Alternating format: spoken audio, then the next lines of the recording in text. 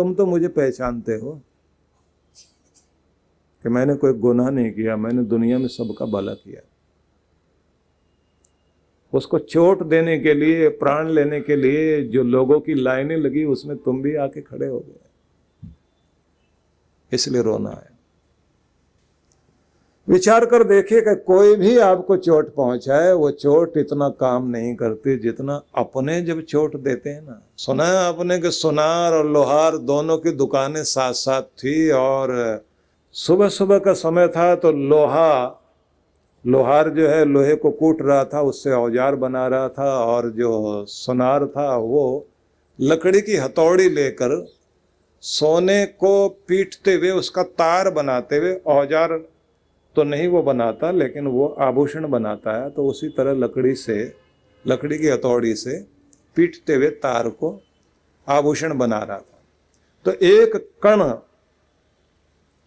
लोहे का उड़कर सुनार की दुकान में गिरा। तो जैसे ही गिरा तो सोने ने उस लोहे के कण से पूछा कि भाई पिट तुम भी रहे हो, पिट हम भी रहे हैं, पर इतनी आवाज क्यों करते हो? लोहे से कहा, हमें भी तो चोट लग रही है।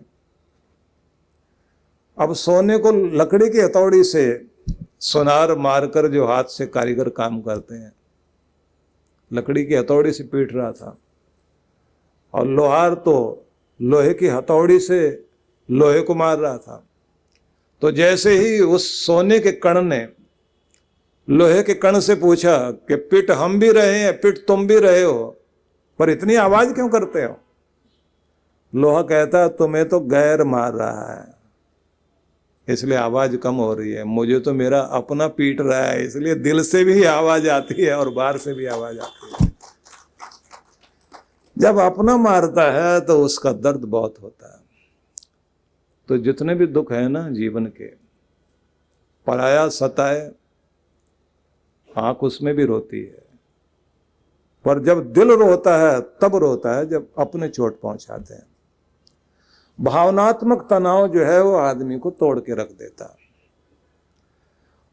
हमारे यहाँ जो पाठ किए जाते हैं, देव शांति, अंतरिक्षम शांति, पृथ्वी शांति, आप शांति, औषधय शांति, ये जो मंत्र बोला जाता है उसमें यही कामना की जाती है कि प्रभु आपने देवलोक में जहाँ सूर्य चमकता है वहाँ भी शांति दी, और जहाँ चंद्रमा और सितारे चमकते हैं उन सितारों में भी शांति भर दी है।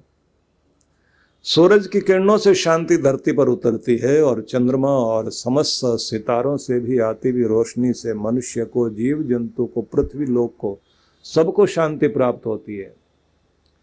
और इस धरती में भी तूने शांति भरी है, जलों में शांति भरी है, औषधय शांति, वनस्पतय शांति, औषधियों में, वनस्पतियों में, सब में शांति भरी है। और तो और परमात्मा देवताओं में शांति है, और तेरे नाम में भी शांति है, क्योंकि जिंदगी जीने के लिए शांति की बहुत आवश्यकता है। तो जो शांति तूने पूरे ब्रह्मांड में दी है, सा शांति माँ एधी, वो वाली शांति तू मुझे भी दे कि जिससे मेरी जिंदगी आसान हो जाए, मैं खुशहाल हो जाऊं। मुझे उस शांति से माला माल कर। बड़ा अद्भुत मंत्र है। यही प्रार्थना की जाती है, शांति जरूर देना। और लोग भी प्रार्थना क्या करते हैं, भगवान हमारी जिंदगी में, हमारे घर में, परिवार में सुख भी दे लेकिन शांति भी दे। लोग भी पूछते हैं सुख शांति तो है, सुखी होना जरूरी है, लेकिन सुखी होने से पहले शांति होना बहुत जरूरी है, क्योंकि शांति नहीं है तो सुखी भी नहीं रह सकते। शांति पर ही तो सुख टिकेगा। तो आज के इस युग में सबसे ज्यादा जो समस्या है वो है अशांति की। लोग जो है शांत नहीं है, स्ट्रेस बहुत है। जब व्यक्ति के जीवन में तनाव ज्यादा होता है तो आपको मैं थोड़े से बिंदु बता देता हूं कि एक तो ज्यादा स्ट्रेस रहने से सेहत बिगड़ने लग जाती है। 70% जो कहा जाता है ना कि बीमारियां इसी के कारण आती हैं। सेहत बिगड़ेगी, रक्तचाप, ब्लड प्रेशर हाई रहना या लो हो जाना, तनाव के कारण व्यक्ति की एकाग्रता भंग होती है, उसका मन एक जगह टिकेगा ही नहीं, बेचैन व्याकुल इधर उधर मन का जाना इसलिए होता है। अपने कामों का जो प्रदर्शन है उसका स्तर बिगड़ जाएगा। आदमी जो है वो अपना परफॉर्मेंस उतनी अच्छी नहीं दे पाता क्योंकि स्ट्रेस में है। इसलिए बता रहा हूं कि इसको आप गहराई तक समझ लें, तब मैं आपको कृष्ण भगवान के आज के संदेश को सुनाऊंगा कि वो हमें क्या कहना चाहते हैं। तो ये भी आप लोग जानते हैं कि जहां ज्यादा स्ट्रेस रहता है वहां आदमी की प्रसन्नता और मुस्कान भी कम नहीं, खो जाती है। थोड़ा तनाव मुस्कान कम, ज्यादा तनाव हंसना भी बंद, और ज्यादा तनाव व्यक्ति डिप्रेस, और ज्यादा तनाव हो जाए तो चिड़चिड़ा इरिटेट रहेगा। पीठ दर्द हो किसी को, थोड़ा बहुत रहता हो, जिस दिन स्ट्रेस होगा अपने आप दर्द बढ़ जाएगा। जिनका शुगर प्रॉब्लम जिनको रहती है, स्ट्रेस बढ़ जाए किसी कारण, तनाव आ जाए, टेंशन आ जाए, एकदम शुगर बढ़ेगी। पक्षाघात, लकवा मार जाता है ना, ये भी देन स्ट्रेस की है। फ्री रेडिकल्स जो शरीर में बनने लग जाते हैं, जिसके कारण आप लोग देखते हैं ना कि कितनी तरह की बीमारियां पैदा होने लग जाती हैं, वो भी स्ट्रेस ज्यादा बढ़ने लग जाए तो शरीर का बैलेंस बिगड़ेगा।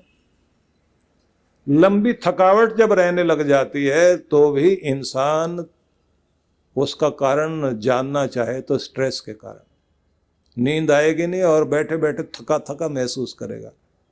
बैठा हुआ आंखें बंद, जैसे आंखें बंद करके बैठ रहा, और आंखें बंद करेगा तो अंदर हलचल, आंख खोली नहीं जाती, बंद भी नहीं की जाती। कितनी दुखद बात यह है कि अल्सर जैसी समस्याएं भी इसी स्ट्रेस के कारण ही सबसे ज्यादा है। लोग इस चीज को नहीं समझ सकते कि शांति का कितना महत्व है। मन उचटने लग जाए घर से, घर अच्छा नहीं लगे, खाना अच्छा नहीं लगे, कोई टीवी कार्यक्रम भी देखे तो देखना भी अच्छा नहीं लगता। दिन निकला हो, दिन का सौंदर्य चला जाता है, सुबह अच्छी नहीं, सांझ अच्छी नहीं, आप स्ट्रेस में है। और कमाल यह है कि आदत पड़ जाती है फिर हर समय तने रहना, तनाव में बने रहना। इस युग की ये सबसे बड़ी समस्या है, क्योंकि जब हमारा निद्रा चक्र, नींद का साइकिल गड़बड़ हो जाए स्ट्रेस के कारण, अनियमित तो हो जाए नींद, सबके मूल में कहा जाता है कि स्ट्रेस है। एड्रिनल ग्लैंड से जो लिक्विड निकलता है, स्राव निकलता है, उसको प्रभावित करने का कार्य जो है स्ट्रेस करता है। इसलिए जो हम लोग ये पाठ करते हैं कि भगवान शांति दो, शांति शांति शांति 3 बार बोलते हैं। मन में शांति हो, वचन में शांति हो, कर्म में शांति हो। हमारा कर्म भी शांति देने वाला हो, हमारा मन शांति वाला हो, यहाँ तक कि हमारे व्यवहार में, वाणी में भी सब में शांति हो, क्योंकि शांति से ही आपका स्वास्थ्य भी ठीक रहता है, प्रसन्नता भी आती है।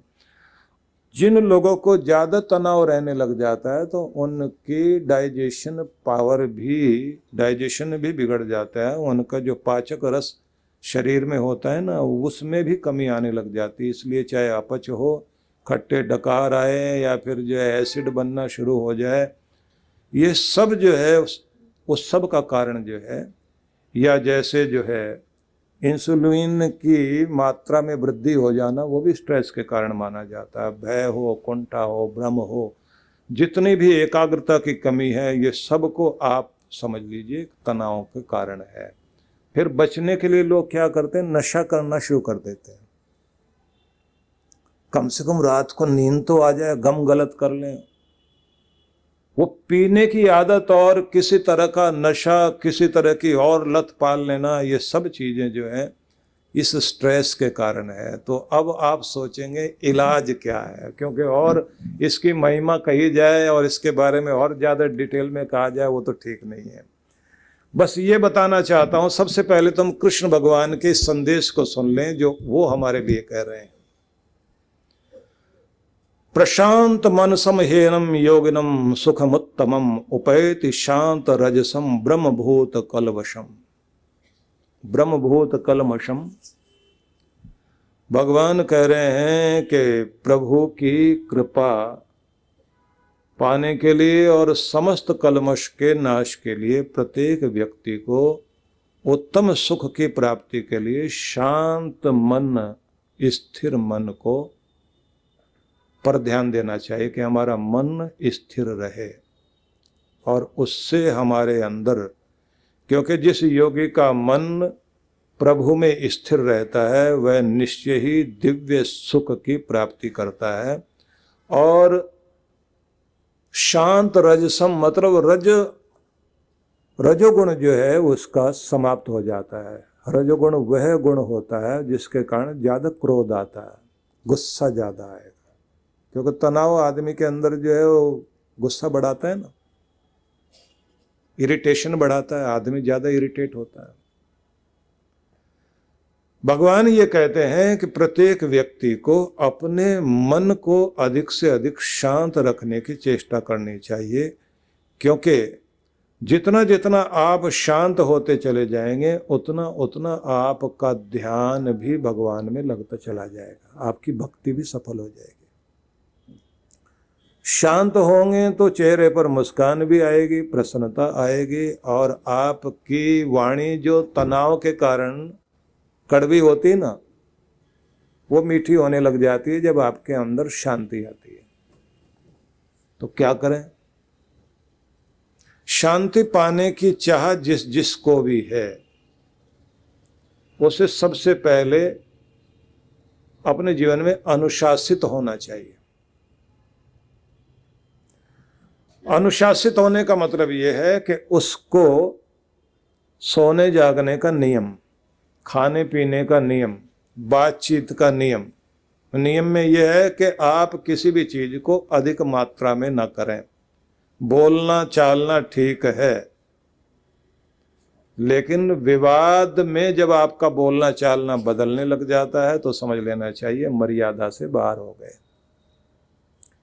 जहां मर्यादा है वहां अनुशासन है, जहां मर्यादाहीन हो गए हम वहां अनुशासन को भंग कर लिया। तो अगर हम चाहते हैं कि जीवन कीमती बन जाए तो आज से अनुशासन पकड़ना शुरू कर दीजिए, और कोई ना कोई नियम आपकी जिंदगी में जरूर होने चाहिए कि आप नियम के अनुसार कार्य करें तो आप ज्यादा सुखी हो सकते हैं। जैसे जैसे आपकी जिंदगी में नियम टूटने लग जाता है तो बस वहीं से स्ट्रेस आएगा या आपका कुछ न कुछ लय जरूर बिगड़ेगी। प्रकृति की लय से जब हम लोग कहीं ना कहीं वो लय टूटने लग जाती है, उससे दूर होने लग जाते हैं, उस रिदम से दूर होने लग जाते हैं, बस वहां से अशांति आनी शुरू होती है। प्रभात में उठिए, सुबह की सैर कीजिए, संगीत सुने, रात में संगीत सुन करके सोइए। कोशिश कीजिए कि जो आप तरह तरह के सीरियल देखते हैं, टीवी सीरियल देखते हैं, जिनसे आपको उस जगह लाके ये छोड़ते हैं कि आप सोचने पर मजबूर हो जाएं कि देखते हैं कल क्या होता, कल क्या होता, उसके साथ बड़ा बुरा हुआ, बड़ा बुरा हुआ। और महिलाएं तो ऐसा तौलिया लेके बैठती हैं बेचारी, जैसे जैसे सीरियल चलता है छोटा रुमाल नहीं लेके बैठते, तौलिया लेके, क्योंकि आंसू बहुत देर तक पहुंचने होते हैं। उस सीरियल के साथ साथ रोना धोना चलता रहता है। और ये लोग भी ऐसा सनसनीखेज उसको बनाते हैं कि जिससे आप बैठे बैठे आपके अंदर जो है दबाव बढ़ता रहे, आपका जो अंदर हार्मोनल बैलेंस जैसा होना चाहिए उसमें जरूर कुछ न कुछ गड़बड़ होती है। रात्रि में सोने से पहले व्यक्ति अगर कोई अच्छा संगीत या हंसने का कार्यक्रम वो देख करके सोए, पहले हंसने हंसाने का कार्यक्रम देख लीजिए, उसके बाद में कोई मधुर संगीत, और उसके बाद आप जो है अपने मन को शांत करके सोए। शांति से सोना आ जाए और आनंद में जागना आ जाए तो बस आपकी जिंदगी खुशहाल होनी शुरू हो जाती है। तो सारी टेक्निक में एक ही टेक्निक सीखनी है, एक ही तकनीक सबको आनी चाहिए कि हम अपने आप को शांत कैसे कर सकते हैं। सबसे बढ़िया बात तो ये है कि सुबह को मधुर और शांत बनाने की चेष्टा अगर आपकी है तो आप निश्चित रूप से सारा दिन मधुर बना लेंगे। ना चीख कर बोलिए, ना ऊंची आवाज में बोलिए, और न ऐसा कोई म्यूजिक लगाइए जो बहुत ऊंची ऊंची आवाज में हो। हाँ, जिस समय आप अपना स्ट्रेस रिलीज करने के लिए थोड़ी देर कुछ नाचना हंसना करना चाहें, वो बात अलग हो सकती है। उतनी देर के लिए तो आप ढोल वोल बजवा लीजिए अपने किसी भी स्टीरियो में या कोई भी आपका म्यूजिक सिस्टम है, उतनी देर के लिए ठीक है। उसके बाद आपको अपने आप को शांत करना चाहिए। वे लोग जो बहुत देर तक आनंद में रहते हैं, उनका आनंद टिका रह सके, ये भी एक गुण माना जाता है। श्री कृष्ण जन्मोत्सव के शुभ अवसर पर ठाकुर जी की कृपा और आशीष प्राप्त करने के लिए श्री कृष्ण कृपा पूजा यज्ञ एवं कैलाश शिखर आरती दिनांक 2 से 12 सितंबर 2023 शाम 6 से 7:30 बजे तक। कार्यक्रम की रूपरेखा: स्वस्ति वाचन एवं संकल्प, कर्मकांडी विद्वानों द्वारा प्रतिदिन विविध सामग्री से षोडशोपचार पूजन, श्रीमद् भागवत का मूल पाठ, श्री कृष्ण नाम संकीर्तन, अभिष्ट कामना हेतु प्रार्थना, बाके बिहारी की मंगल आरती। स्थान: आनंद धाम आश्रम, नई दिल्ली। आयोजक: विश्व जागृति मिशन। इस कार्यक्रम में यजमान बनने के इच्छुक दिए गए नंबरों पर संपर्क करें। यह कार्यक्रम युग ऋषि पूजा एवं अनुष्ठान केंद्र के YouTube और Facebook चैनल पर प्रतिदिन लाइव रहेगा।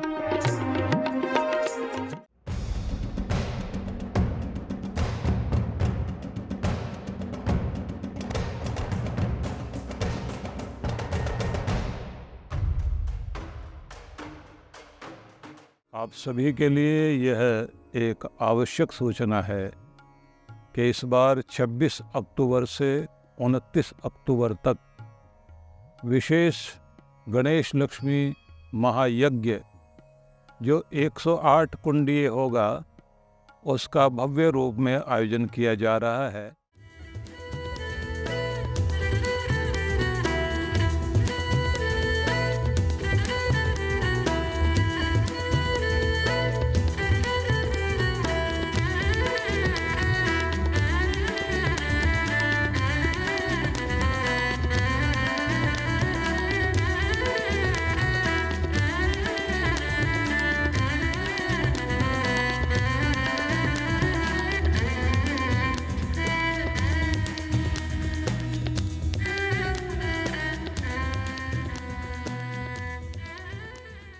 कि आप लोग जानते हैं कि लक्ष्मी जी का एक वरदान वाला स्वरूप जो विशेष तिथि में सबको कृपा के रूप में प्राप्त होता है, वह शरद पूर्णिमा है, जिसको माना जाता है वो सौभाग्य रात्रि है। वह अपने आप में एक दिव्य अवसर है।